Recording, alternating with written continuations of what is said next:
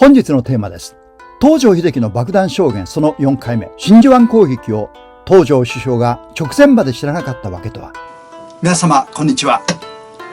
宇治原実です。日本を元気に。日本人の美徳チャンネルです。日本海軍の真珠湾攻撃で、日本は日米戦争に突入しました。この時の首相が東條英機です。しかし彼は首相でありながら、開戦の直前まで最重要作戦、真珠湾攻撃を知らなかったのです。これこそ日本の敗戦の原因の一つです。また東條は日本を戦争に引っ込んだ最悪の首相と言われ、東條ほど多くの国民から憎まれた人はいません。しかし、彼が首相になった時、日米開戦は避けられない状況でした。本日は日本の統帥権という制度的欠陥から敗戦の原因を探り、また東條英機の名誉回復を図りたいと思います。東條英機は巣鴨拘置所で法廷第一級資料、宣誓供述書の作成と同時に想定問答集も用意していました。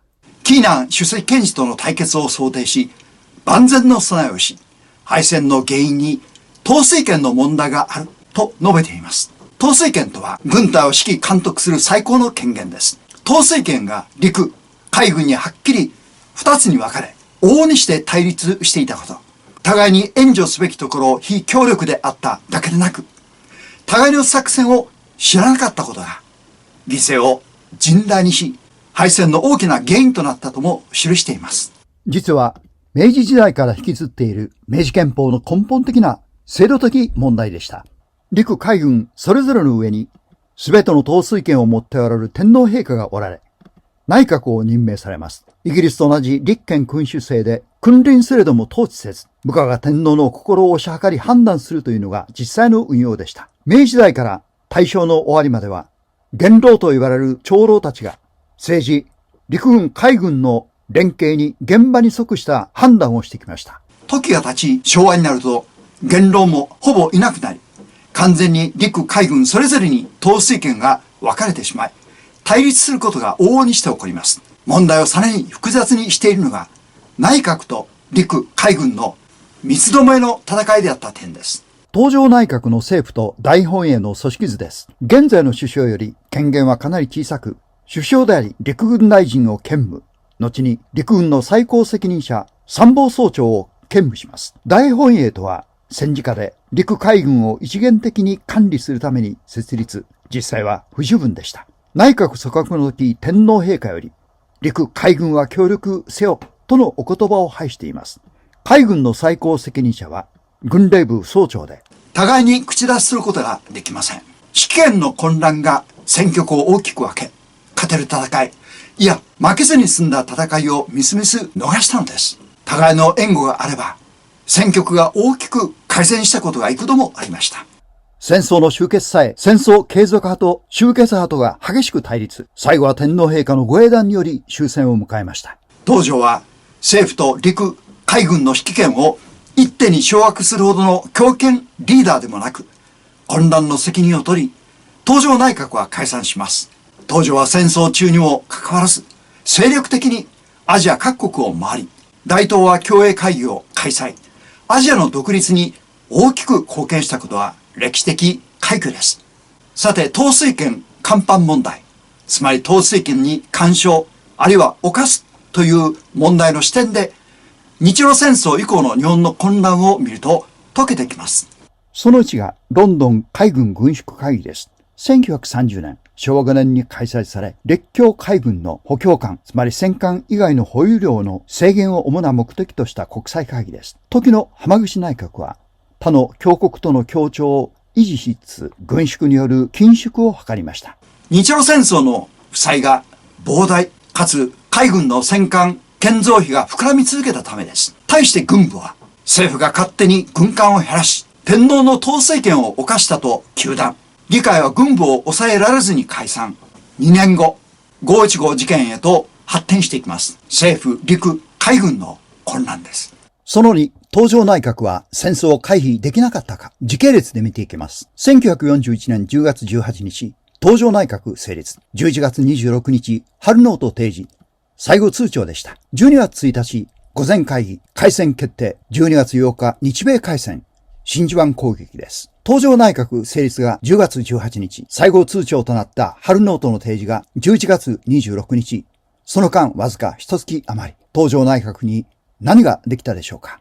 その3、真珠湾攻撃をいつ知ったか。連合艦隊が出港したのが11月26日、真珠湾攻撃を知らされたのが12月1日午前会議です。ハワイまで艦隊は半分のところまで近づいていました。東条に何ができたでしょうか。天皇陛下から首相を任じられたのは、交渉による戦争回避を東条に期待されたためでした。半年にも及ぶ日本の和平交渉の努力も虚しく、米国は春ノートを提出、事実上の最後通告でした。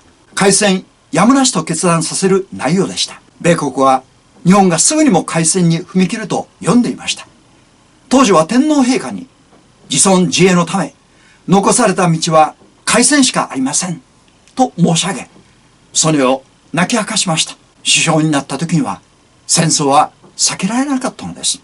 真珠湾攻撃に話を移します。1941年、昭和16年11月下旬、北方領土最大の島である択捉島のヒトカップ湾に本土から空母や戦艦、駆逐艦が次々と集まってきました。最も気づかれず、ハワイに近い港が選ばれました。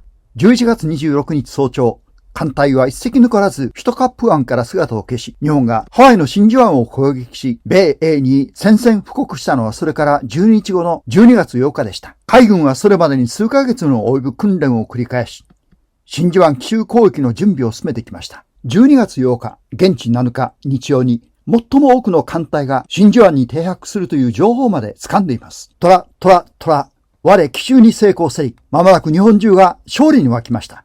しかし、陸軍や首相にも直前まで極秘に進められた作戦は、実は米軍には筒抜けでした。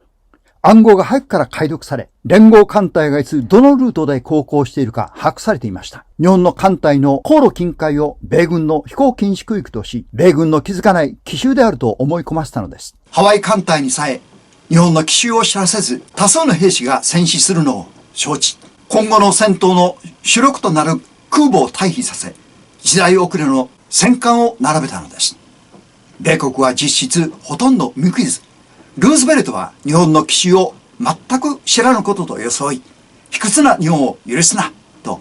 リメンバーパールハーバーで米国を一つにしました。日米戦並びにヨーロッパ戦線に米軍を送ることに成功します。真珠湾攻撃は卑屈な騙し討ちと宣伝しましたが、ハワイの住民は日本軍の攻撃を米軍の日常の訓練と思い、初めは驚かなかったのです。日本軍の攻撃を想定周到な訓練をしていた証拠です。